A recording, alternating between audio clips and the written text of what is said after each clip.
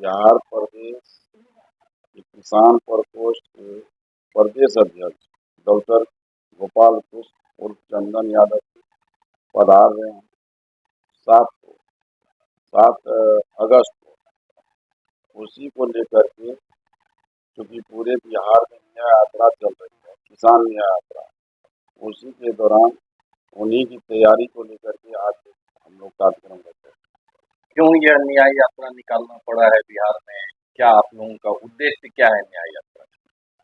आपको मालूम होना चाहिए, जो बिहार का ये कहते हैं, जिसको हिंदी में कहिए साफ शब्द में, ये आज की परिभाषा बोलने का लफ्ज और काम करने का लफ्ज बिल्कुल गंदा है। उसे ये भी पता नहीं है किसान ही पूरे देश का माता और पिता है, और किसान पर ही ऑल ओवर इंडिया नहीं वर्ल्ड टिका हुआ है।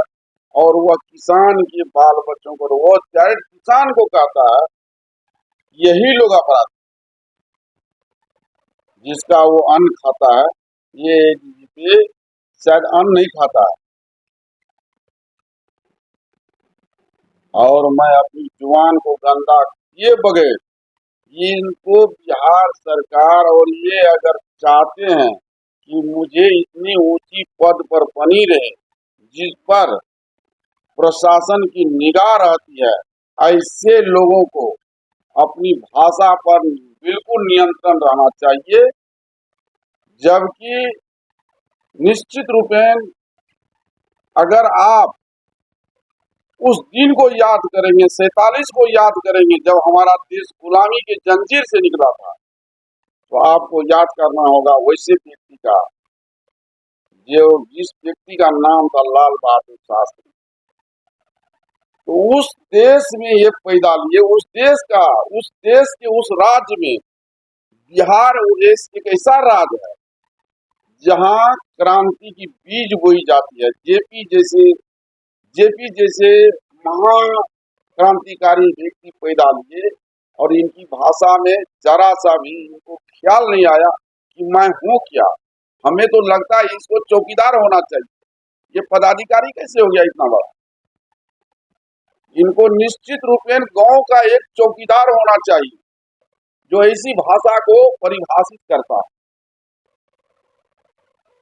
इस बयान के विरोध में है या और भी कुछ है? किसानों की समस्याएं हैं न्याय यात्रा? किसान की समस्या के बारे में क्यों पूछ रहे हैं भाई? आप भी तो किसान पुत्र हैं। कौन बैरिस्टर का पुत्र है आप? किसान के बारे में पूछना चाहते हैं तो किसान की माली हालत को देखिए। नरेंद्र मोदी की सरकार 2000 रुपये की 3 किस्त में 6000 किसानों को दे रही है। इससे पहले आपकी सरकार थी, आपने किसानों के लिए क्या किया? अरे भैया, आपकी सरकार थी ये बारे में मत पूछिए। जिस दिन आप सरकार में आए उस दिन से आपकी सरकार हो गई। आपकी व्यवस्था, आपने 11 साल में किसान को कौन सा लॉलीपॉप दे रहे हैं? उस शहर का, जिस शहर में बिकता था लैला मोजनी बीड़ी, 1 रुपया में 2 बीड़ी, आज किसान को दे रहे हैं आप 2000 रुपया राशि, यानी 365 दिन में 6000 रुपया राशि। और ये किसान बेचारा मजबूर, वो कभी गुना भाग नहीं करता, कंधे पर हल लेता, ट्रैक्टर लेता, पीछे में कल्टी लेता, खेत में चला जाता, और वहां से वो आज के इस सोशल मीडिया के माध्यम से वहां से फोन करता किसी ग्राहक, किसी दुकानदार को कि मकई का बीज का क्या रेट है, डीएपी का क्या रेट है, यूरिया का क्या रेट है, और ये सरकार वाहवाही लूटती है। मैं तो पूछना चाहता हूं माननीय प्रधानमंत्री और बिहार सरकार के वैसे मंत्री से, अंधा ब्लैक बोर्ड पर मुख्यमंत्री से, मैं उनसे पूछना चाहता हूं, 20 वर्ष में आपने किसान के लिए कौन सा ऐसा नाला तैयार कर दिया, कौन ऐसा रोड बना दिया? आप पूछते हैं सवाल किसान पर। आप हरियाणा को देखो, पंजाब को देखो, उसका 1.5% भी बिहार के लिए आपने कोई सुविधा नहीं छोड़ा। न तो आपके यहाँ मंडी है। मैंने एक न्यूज सुना था, भाई प्रदीप सिंह सांसद ने कहा था कि किसान के लिए बहुत बड़ा काम कर रहे हैं। भाई जयप्रकाश यादव नरपतगंज ने कहा किसान के लिए बहुत बड़ी बात करें। मैंने सोशल मीडिया पर उसे लिखा किसान के बारे में आप लोग नहीं बोले तो अच्छा रहेगा।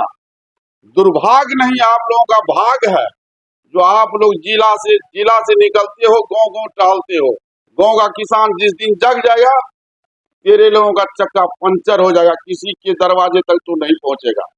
तू लोकसभा में जाके सो जाता है, किसान के लिए क्या बोलते हो? जो व्यक्ति लोकसभा में सो जाएगा, ग्राम पंचायत से जाके लोकसभा में जाके बैठता है, लोकसभा में जाके सो जाता है और ठाठ से बोलता है। आप पीसी ले रहे थे तो कह रहा था 16 घंटा मैं परेशान हो जाता हूँ। एक तरफ में मोदी जी कहते हैं मैं 24 घंटा 22 घंटा जो है काम करता हूँ। खाक काम करते हो। ड्रम से दोस्ती क्या किसान के लिए? ड्रम तेरा मित्र था, गले में लटक लटक करके रो रहा था। तू बाहर मित्र, आज तेरा मित्र क्या कर रहा है? आज चर्चा कर रहा है वो। रूस से थोड़ी सी बात नहीं करते हो। कल ट्रम्प, अब क्या भाषा बोलूं, बहुत ऊंचे पद पर बैठे हो, देश के अंतिम नागरिक हो आप, लेकिन आपको मैं कहता हूं, एक सलाह मशविरा देता हूं माननीय प्रधानमंत्री जी के लिए, आप लाल बहादुर शास्त्री बनो ना। 2 धोती 2 कुर्ता, वो उसका नाम था प्रधानमंत्री। ये देश का प्रधानमंत्री जो पेशाब करे तो फ्लैट पर, लेट्रिन करे तो फ्लैट पर। देश का सारा पैसा ये विदेश जाने में लुटा दिया। आप करते हो किसान की बात, कहते हो अब मैं 20वां किस्त किसान को दे रहा हूं।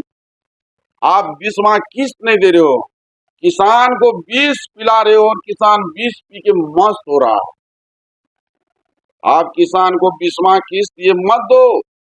किसान का माली हालत देखो, नहीं आ सकते हो। बार बार आपने कई बार आया है फॉरबिसगंज, आपने कई बार हवाई अड्डा आया है, वही उसी हवाई जहाज से सर्वे करो पूरे जिले का, कहाँ किसान का नाला बना हुआ है, किस खेत का मेड़ तैयार हुआ है, किस किसान का जो फसल आता है तो वो फसल कहाँ जाता है। अभी पत्रकार भाई हमसे चंदन भैया बोले 2400 रुपया क्विंटल है मक्का। मैं तो कहता है 2200 रुपया में मक्का मैं पहुंचा दूंगा आपका अररिया। 200 गाड़ी कल किसान लेके आपके यहाँ आ जाएगा। तो आज ये हालत है किसानों का। हम धान का खेती करते हैं, जब हमारा धान समाप्त हो जाएगा तब बिहार सरकार का कौन आएगा, कोऑपरेटिव के द्वारा कहेगा 2000 रुपया क्विंटल किसान को धान मिलेगा। जब किसान धान को बेच देगा वह व्यापारी से खरीदेगा, व्यापार से लेता है। तो आज किसान को कौन सा सुविधा, हम ये जानना चाहते हैं। किसान का कोई सुविधा बताएगा ना कि हम किसान को ये सुविधा दिए हैं? हमको तो ये मालूम होना चाहिए ना। आप लोग सलाह करने वाले हैं? जी हाँ, कार्यक्रम अररिया में होगा। प्रदेश से भी आपकी टीम आ रही है? प्रदेश से तो प्रदेश अध्यक्ष जी आ ही रहे। ठीक है, किसानों से जुड़ाव है आपका, भी आ रहे हैं किसान प्रकोष्ठ के प्रदेश अध्यक्ष न्याय यात्रा को लेकर। क्या लगता है जिले में किसानों की मूलभूत समस्याएं क्या है? आपको बता दो कि हम लोग टैक्स से जुड़े हुए किसान का मूलभूत समस्या नहीं समझते हैं। अभी जो टैक्स में एक धान अधिप्राप्ति के बाद पूरा बिहार में और कोई उसमें कोई काम नहीं है, एक धान अधिप्राप्ति के अलावा। धान अधिप्राप्ति आप लोग देखे हुए कितनी परेशानी होती है। दूसरा, ये सीमांचल एरिया है। सीमांचल यानी कि हम लोग का सबसे बड़ा समस्या यहाँ बाढ़ की। अभी आप यहाँ 4-5 ब्लॉक आपको नरपतगंज, फॉरबिसगंज, सिक्की, पुरसा करता, और जो बाढ़ प्रभावित क्षेत्र है वहाँ किसान का जो स्थिति है, बस एक फसल होता है मकई। मकई के बाद आज तक कोई फसल नहीं होता है।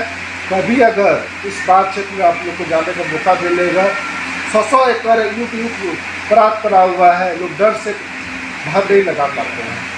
सरकार का आज तक कोई उस पर कोई पहल नहीं हुआ है। दूसरा यानी कि जो बड़ा बड़ा किसान है हम लोग के यहाँ, आज एक फसल होता है हम लोग का, मक्के के बाद कोई फसल नहीं होता है। जो बड़ा किसान है वो मजदूर करने के लिए लाइन में खड़े रहते हैं। कभी हम लोग फौरवी से जाते हैं, गुरियारे चौक है, अच्छे अच्छे घर के लोग जो 5 एकड़ 6 एकड़ का जमीन का मालिक हुआ करते थे, उसका बेटा लाइन में खड़ा रहते मजदूरी करने के लिए 500 रुपये कमा देती। इससे आज तक कोई सरकार की कोई भी पहल नहीं है। और सबसे बड़ा आप देखे होंगे, इसी साल की हम बात बता रहे हैं कि कुछ फसल हम लोग का मकई है, मकई का आज तक सही बीज हम लोग को नहीं मिल पाया। जो खाद की ये 10 साल में जो केंद्र की सरकार आई है, इससे पहले खाद की कभी किल्लत नहीं हुआ करते थे किसान की। जो खाद 300 रुपये में मिलता था, आज वो 600 रुपये में मिलता है। जो GST हम लोग 800 रुपये में 1100 रुपये विको को GST बांटते थे, आज उसका 1700 1800 रुपया में ओपन मार्केट में बिक रहा है। और सरकार का जो मानसिकता है किसान के प्रति बहुत गलत मानसिकता है। और कभी किसान के हित में किसान को एक लॉलीपॉप दे दिए हैं, किसान सम्मान निधि योजना कि किसान विरोध नहीं करे। आप देखिए श्रीमान इसका एक साल में आप 6000 रुपया दे रहे हैं, क्या होगा? इस 6000 से क्या होगा?